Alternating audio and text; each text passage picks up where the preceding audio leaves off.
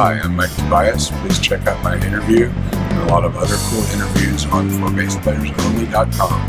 Bassmaker to the stars. Yeah, you make me blush, stop.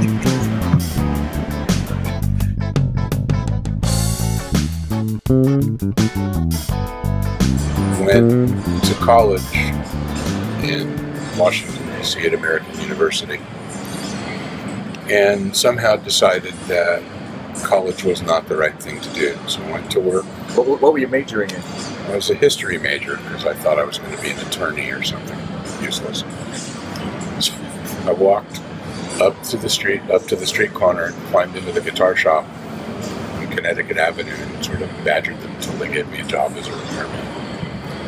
And I didn't know how to do anything really, but I stayed there for a few years. I learned quite a bit from the repairman who was there, but mostly from not being afraid to experiment. If somebody brought in a guitar that was crushed and to be thrown away, I'd say, give it to me, let me play with it. If I fix it, you can pay me for the parts. If I don't, you're going to throw it away anyway. So I did a lot of that stuff, still trying to play music on the side. And I got more into repairing instruments and decided, since it was the guitar's fault I couldn't play any better, I would learn to build them and try to make the thing easier to play. And started on the desk in the guitar shop, chopping up pieces of wood and trying to make guitars. I stayed there till 1977, and then we moved to Florida. I opened my own repair shop and decided I was going to build guitars for real. And started building acoustic and electric guitars, and decided that I really didn't want to make copies. Excuse me, is it a challenge in Florida with the wood and the humidity and the climate? Yeah, it's a challenge everywhere that way, though. I mean, it's not just because it's Florida. I know Jocko claimed that that's why he didn't pursue the upright any further, because they would fall apart in Florida. You know, I don't know. I lived there a long time, and there are challenges to high humidity, but there are also challenges out west when there's no humidity, or up north when it freezes. So there's a challenge everywhere. It's not that big a deal. How did you fall into the bass world from the guitar world? Well, that's what I was getting to. Guitar players would come in, and they'd want a Strat, a Tele, a Les Paul. You know, they want that sound. Bass players would come in and go, "Wow, it's pretty cool. I have this sound in my head. You think you can make something that'll get it for me?" And that's another challenge. That is the challenge, but that was an interesting challenge. You know, making a Strat copy didn't interest me very much, and so putting together a combination of woods and pickups and hardware that made the bass sound like this guy wants or like this guy wants was great, because they were never the same twice. And in my entire life, I have never learned to do things over and over again. We use the same pickups, electronics, and hardware on every instrument, and every instrument sounds different. So as far as I can tell in my non-scientific research, the only change in that formula is how the wood makes the strings vibrate through the magnetic field. And that has to change the voice that you hear, because the magnet doesn't care what kind of wood it is. You know, you could put a magnet here and pick it up on the other side, and it doesn't matter. Magnet doesn't see mahogany or alder, or so the only thing that makes the signal is the string disturbing the magnetic field. So my fantasy, wish, whatever, is that electric instruments are acoustic first. And if it doesn't sound good acoustically, you can amplify that. It's going to be whatever. You can sometimes mask it with pickups, but if it doesn't sound good acoustically, it's not really going to sound good electrically. Like the first year I built instruments, we built 40 some odd instruments. Over half were guitars. But by the time I got to Hollywood, nobody was ordering guitars. It was all basses. So when I finally did open the shop on Cahuenga on my own,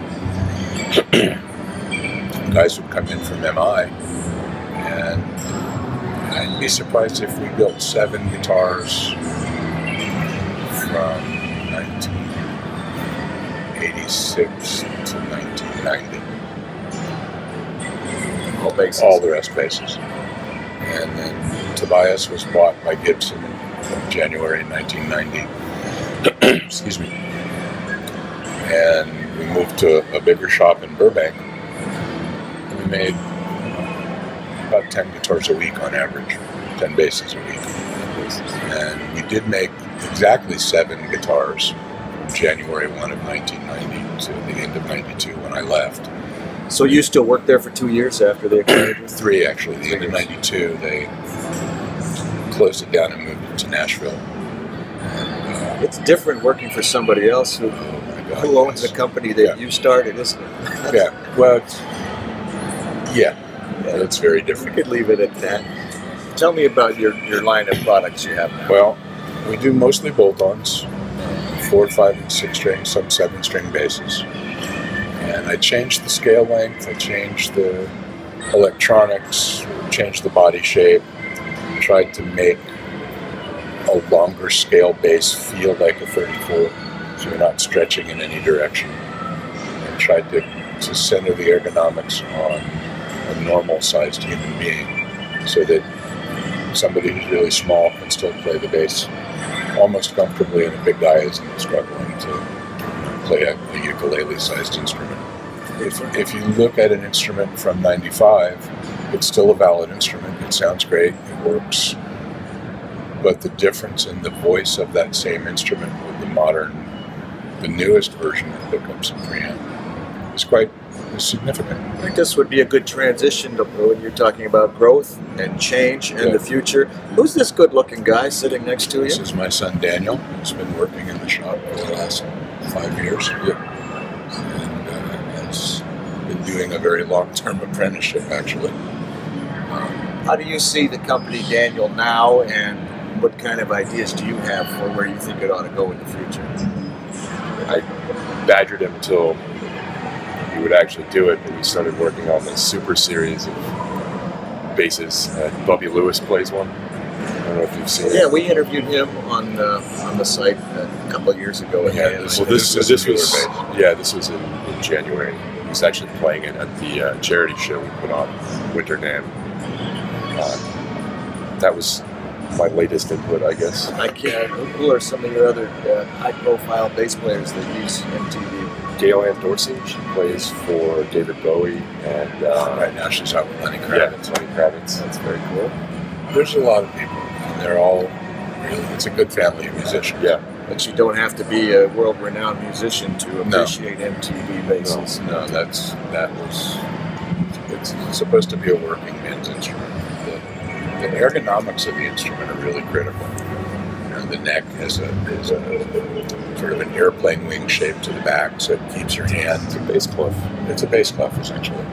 Keeps your hand in position so you don't strain your wrist or twist your wrist to play it. Yeah, when your hand's up here, as you come down the neck, it moves your hand thumb around. Off the position. Yeah. That's actually something I stole from a classical guitar maker who lived about 400 years ago. Michael Durian stole it from him, and then I stole it from Michael. Actually, what I really want to do is go back to building acoustic guitars. And I've been threatening to make an upright bass for a cello for 30 years.